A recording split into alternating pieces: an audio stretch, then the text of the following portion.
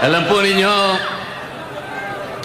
ang isang malayang pagpapahayag at maramihang pagtitipon, kagaya ng ating ginagawa ngayong gabi, ay kapwa karapatan na pinoproteksyonan ng ating saligang batas. Ang layunin ay naihayag na po ng nakaraang nakapagsalita sa atin. Tatlong bagay po ang ating hinahanap: ang transparency, accountability, at justice. Transparency. Sa konteksto po ng ginagawa na pag-uusisa at pag-iimbestiga sa mga anomalyang paglalatag ng flood control project sa ating bansa, ito ay dapat lantad, bukas, katanggap-tanggap at makatotohanan. Hindi kagaya ng nakikita natin ngayon. Ako po ay magbibigay sa inyo ng mga ilang halimbawa. Halimbawa, nung ako po ay chairman pa ng Blue Ribbon Committee,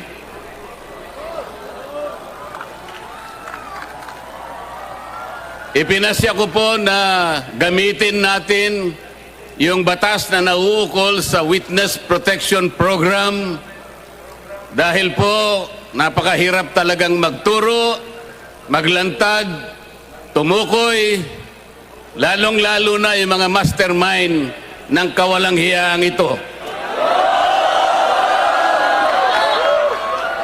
Meron pong nagkusa, kahit alam nilang mahirap at magsasakripisyo sila, sapagkat manganganib ang kanilang buhay, pati na ang kanilang pamilya. Ang tinutukoy ko po ay ang mag-asawang Diskaya. Para sa ganon ay makatulong sila sa Estado na hanapin natin kung sino yung utak, kung sino ang mastermind. Hindi pa po nakapagsisimula ang proseso, ay pinagsikapan na po na sila ay pigilan. Dahil sa umpisa pa lamang ng kanilang sworn statement, natukoy na nila initially 17 members of the House of Representatives.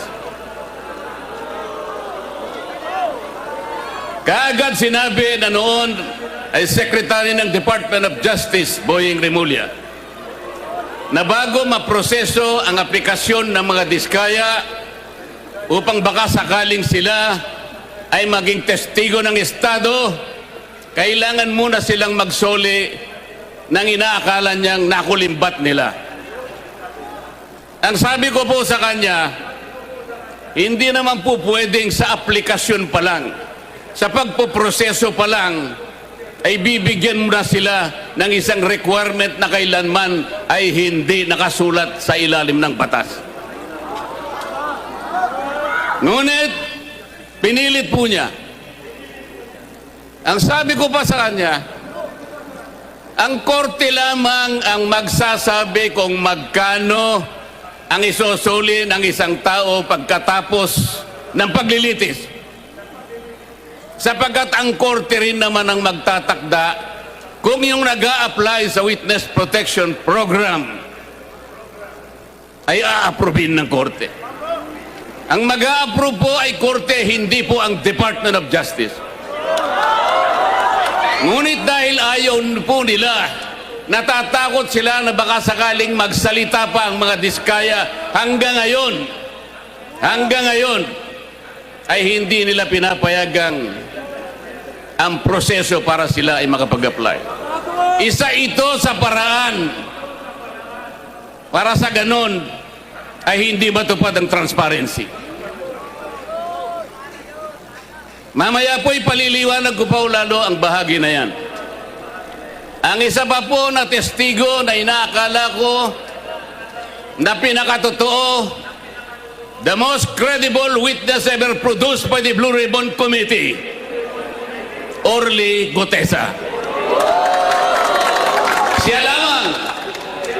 Siya lamang po ang tumukoy at kumonekta sa pagitan ni Saldico at ang dating Speaker, Martin Romualdez. Wala na pong iba. Wala na pong iba. Natakot silang lahat sapagkat totoo ang sinasabi ni Orly Gutesa. Ano po ang ginawa nila? Ang pinagtuunan po nila ay hindi umano na peking notaryo. Paano po mapepeke ang notaryo? Tayo pong lahat, saksi sa umiiral na mga pangyayari sa pagnonotaryo. Pumunta kayo sa malapit na City Hall, makikita nyo ang nakalinyang mga notary publics. Meron po bang nagpapanotaryo sa inyo na bago siya umalis, ay babalikan niya kung sino man yung notaryo at itatanong niya, "Sir, Madam, pasensya na po, ngunit gusto ko lang matiyak kung kayo po talaga ang pumirma sa dokumentong ito." Meron po bang gumagawa noon? Yun po ang kanilang ginagamit na dahilan para ilihis, para sa ganon makaiwas sa tunay na tinutumbok ng kanyang mga testimony. Ganito po ang ginagawa nila para sa ganon ay sagkaan ang transparency. Mamaya po ipaliliwanag ko pa ang pangyayaring ito. Pagkatapos ginawa po ang tinatawag na ICI. Ito po yung Independent Commission on Infrastructure. Tinatanong ko po paano naging independent ang ginawa nilang ito samantalang sila po ay humihingi ng tulong sa House of Representatives, humihingi ng impormasyon sa Senado, humihingi ng impormasyon sa Sandigang Bayan, sa mga korte at sa lahat ng mga opisina ng ating pamahalaan. Hindi siya independent. At hindi pinakikita yung kanilang proceedings. Mga ilang linggo nang nakararaan, nagsubmit ng affidavit ang dating Speaker ng House of Representatives. Meron po bang nakaalam sa inyo ng pangyayaring ito? Iniulat ba nila sa atin kung anong nilalaman ng affidavit ni Martin Romualdez? Wala po. Hindi po. Talagang gusto tayo ay hindi natin makita ang katotohanan. Ililihis, isisinsay ang katotohanan. Papayag po ba kayo sa ganitong patakaran? Mga kababayan, ang sinusuri, ang iniimbestiga na bilang ng mga flood control projects ay hindi bababa sa 9,000. Sa ngayon po, ang sabi po nila ay nakapagpalitaw na sila ng 500 ghost projects. Hindi ko po alam kung paano nangyari ito. Ang Department of Public Works and Highways gumagamit ng sari-saring applications. Meron silang tinatawag na IMS, merong PCMA, merong MYPS, merong Survey 123. Ang lahat po ng aplikasyon na ito ay di umano'y ginagamit para matukoy ng ganap kung nasaan ang flood control projects. Pero ang totoo po, wala naman pala silang ginagamit mga satellite. Yung sinasabi nilang real-time geotag na project ay marami po ang sablay. Kaya hindi po talaga natin kailanman madidetermina ilan ang ghost flood control projects. Meron pa silang tinatawag na quality assurance units. Ito pong opisinang ito ang nakasentro sa pagtingin sa kalidad sa pagkakagawa ng mga flood control projects. Ito ay mula sa kanilang central office, meron silang satellite office sa kanilang mga regional offices at ganun din sa mga district offices. Meron pa silang tinatawag na CPS. Ito po ay yung sistema para sukatin ang competence, ang kakayahan, ang kalidad ng mga contractors na gagamitin. Kung lahat ng pamamaraan na ito, kung lahat ng sistemang ito ay kanilang sinunod, kailanman ay hindi magkakaroon ng ghost projects. Anong ibig sabihin po nito? Hindi po nila sinunod ang mga tuntunin. Nagbulag-bulagan sila sa mga tuntunin. Sapagkat ang pinag-uusapan natin ngayon, mga kababayan, ay halos 1 trilyon piso na nakulimbat sa kaban ng bayan. Ito na po siguro ang pinakamalaking pagnanakaw sa kasaysayan ng Republika ng Pilipinas. Tama po ang mga sinabi ng naunang nagsalita sa atin. Kailangan po natin talaga ang transparency. Kailangan po natin talaga ang accountability. Kung walang transparency, hindi natin makikita, hindi malalantad sa ating lahat. Kung sino ang utak, kung sinong pinuno, kung sinong nag-isip ng lahat ng bagay na ito. At kung hindi sila magiging accountable kahit kailan, ay hindi magkakaroon ng hustisya sa ating bansa.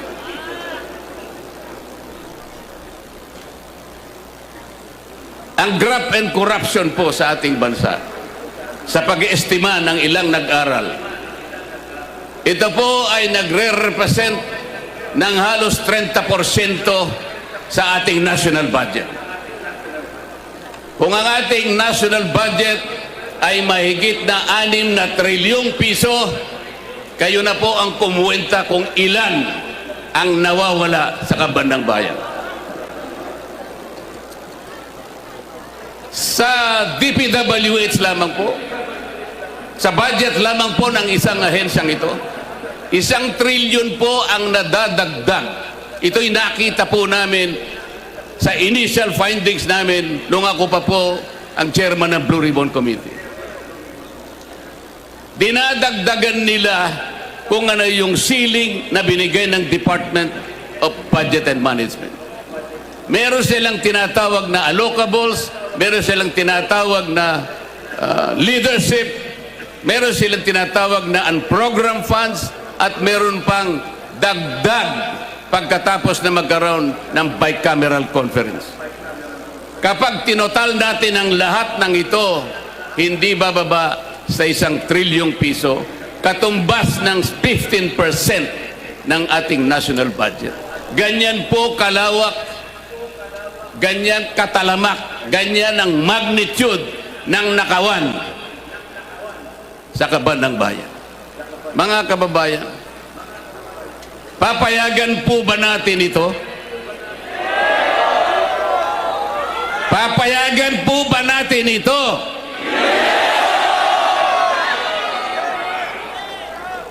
Ano po ang nangyari dahil ganito nga ang naging resulta ng mga pangyayari? Alam po ba ninyo kung magkano ngayon ang outstanding debt, ang pagkakautang ng ating bansa? Alam po ninyo kung gaano ang halaga ngayon na utang ng ating bansa? 17 trillion pesos. Katumbas po yan ng 63% debt to GDP ratio. Ano po ang ibig sabihin niyan? Masyadong mataas po yung bahagan, yung ratio ng ating pagkakautang sa ating national na pangkabuhayan. Ang ibig sabihin po niyan, pagka mataas ang ratio, nag-aatubili, nagkakaroon ng pag-aagam-agam, natatakot ang mamumuhunan sa ating bansa. Baka hindi tayo makabayad sapagkat masyadong mataas ang ratio. Pati po yung mga nagpapautang na pandaigdigan, nagmamasid na lang sila, tinitingnan kung tayo makakabangon o hindi. Yan ang magiging kalagayan ng ating bansa sapagkat mawawalan na sila at nawala na sila ng kumpiyansa sa ating kakayahan na bumangong muli.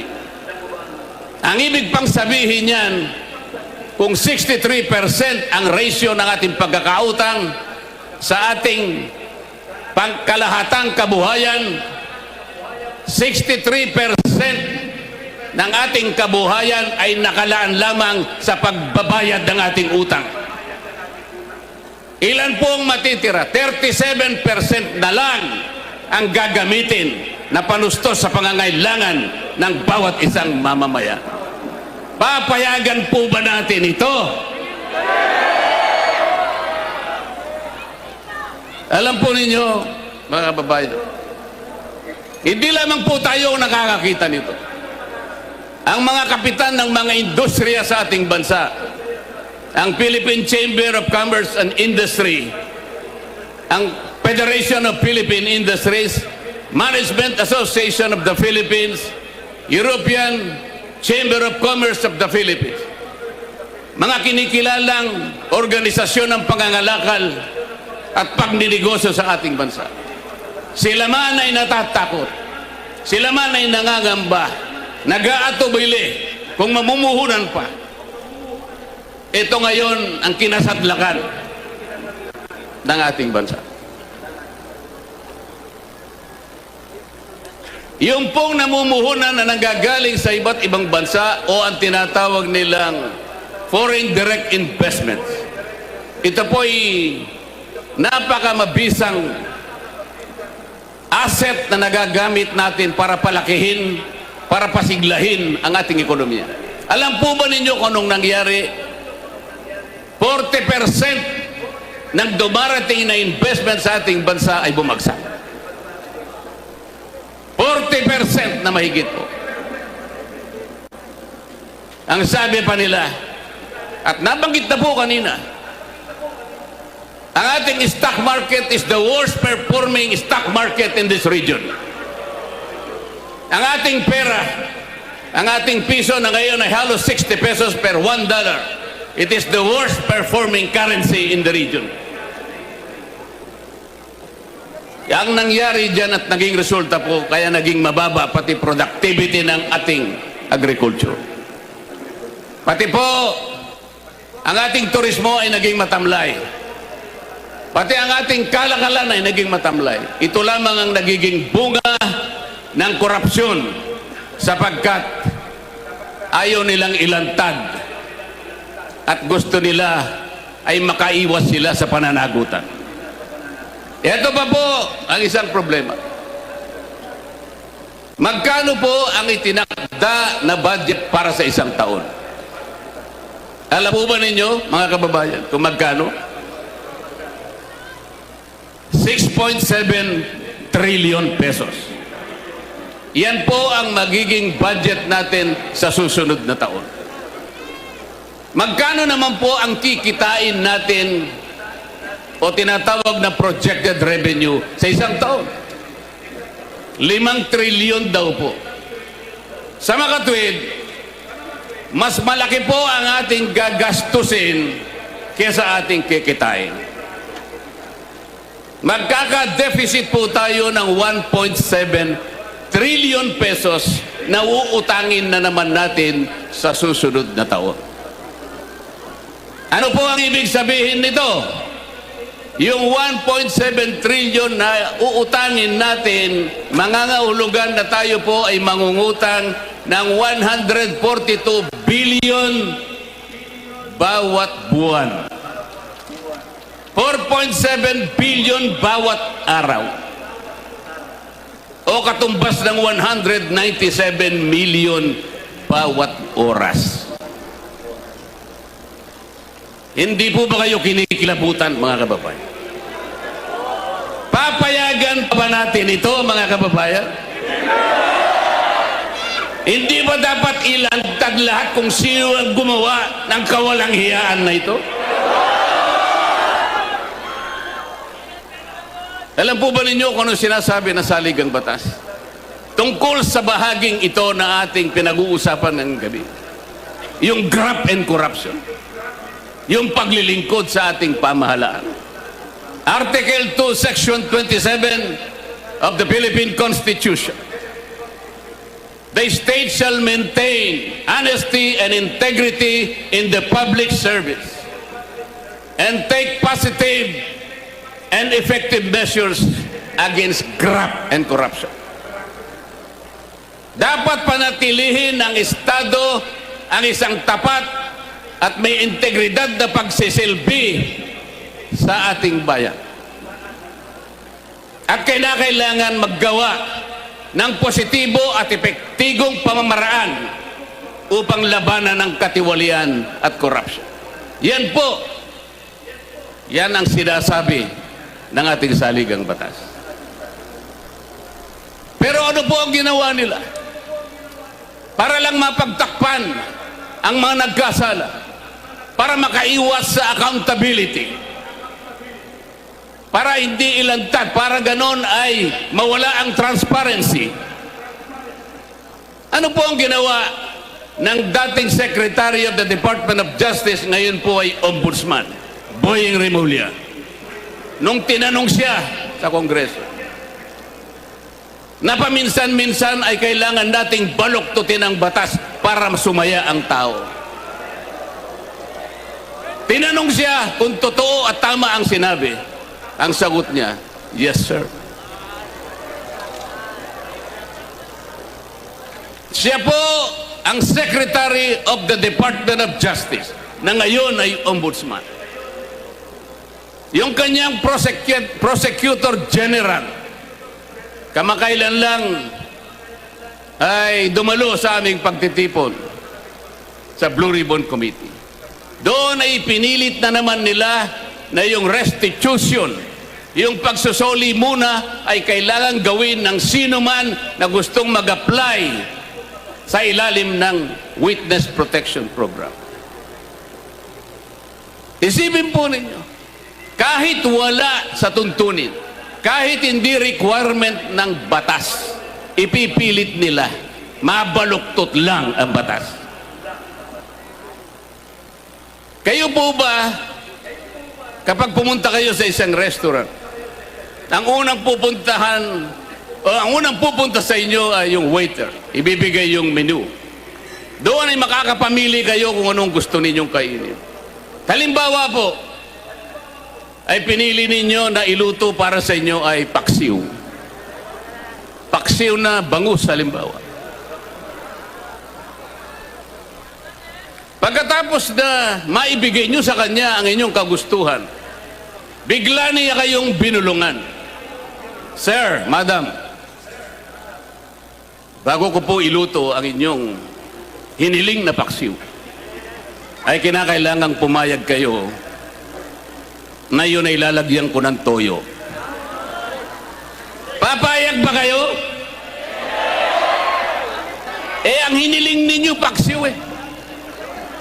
Ang gusto ng Prosecutor General,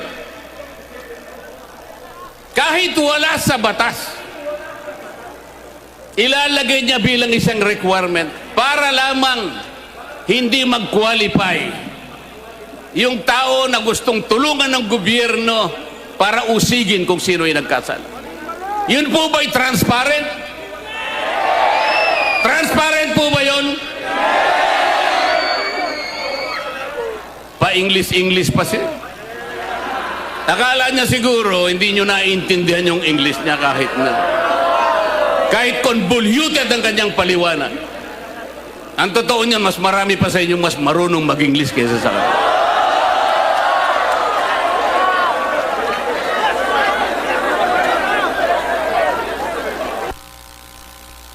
Lumabas ang video ni Saldico.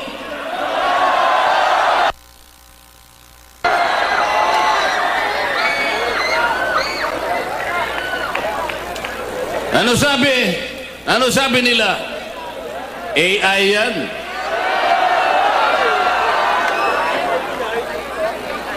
Ano? Sasagkain na naman nila yung transparency. Palalabuin na naman nila para sa ganon yung accountability ay hindi natin may pipilit. AI ba yun? Yung AI walang anino eh. Nakikita ko yung anino ni Saldico.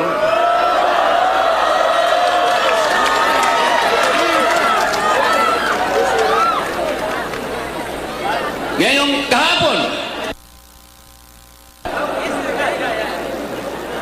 dahil nakita nila yung paglalahad, yung video recording ni Saldico na sinasabi nilang AI. Paano magiging AI? Eh ito'y unang lumabas sa official page ni Saldico mismo.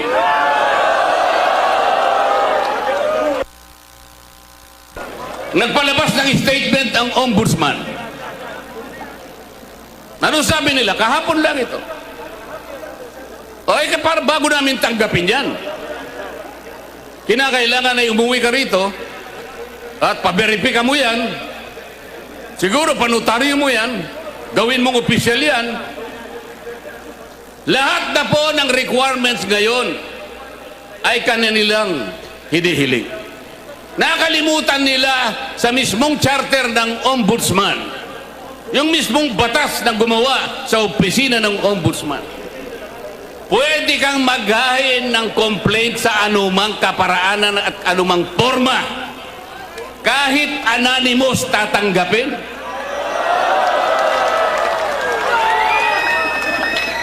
Paano natin may papalitaw ang transparency at magkaroon ng accountability sa ating bansa kung ang namumuno sa Ombudsman Office na dating Secretary ng Department of Justice at ang kanyang Prosecutor General, sila ang unang taga-usig, sila ang unang dapat magsampa ng naukol na kaso para sa ganun mapanagot natin ang nagkasala.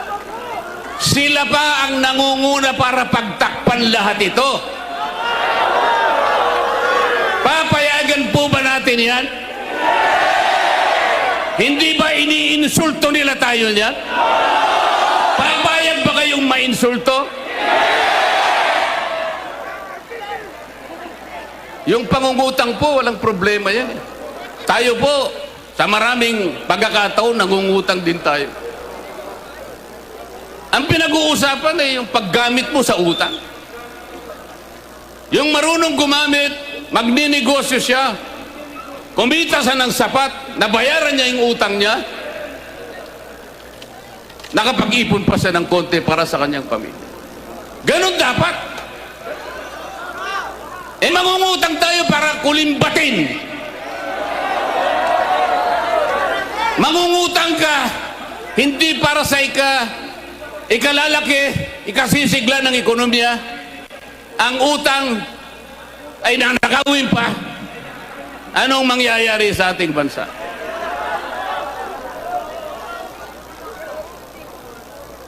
Mga kababayan, naalala ko po si Isaac sa panahon ng bayang Israel. Noong panahon ni Isaac, ang daming nainggit sa kanya. Gumagawa siya ng mga balon, naguhukay ng mga balon. Yung mga kalaban niya, mga Pilisteo, inggit na inggit sa kanya sapagkat nakatutulong siya sa mga komunidad. Lahat ng mga balon na kanyang hinuhukay, tinatapunan nila ng dumi. Pero hindi nabagabag si Isaac. Hindi siya tumigil. Alam niya ang kanyang misyon. Alam niya ang kanyang pupuntahan. Marami sa atin ang kagaya ni Isaac, mga kababayan. Si Isaac hindi niya pinatos ang mga duming ipinupukol sa kanya. Ang mga duming itinatapon sa mga balon na kanyang ginagawa. Ayaw niya nang pansinin. Katulad kanina na sinabi ng isang nagsalita sa ating harapan. Pati pala itong ginagawa natin na isang karapatan ng bawat Pilipino sapagkat ang ating kagustuhang hilingin sa ating pamahalaan na iwasto at bigyan ng lunas ang ating karangingan sapagkat nakita natin ang epekto ng malawakang pagbaha ito po ay protektado ng saligang batas. Kaya kailangan po nating bantayan. Kailangan pa ulit-ulit kung kinakailangan nating ipaalala sa ating pamahalaan na ang transparency at pananagutan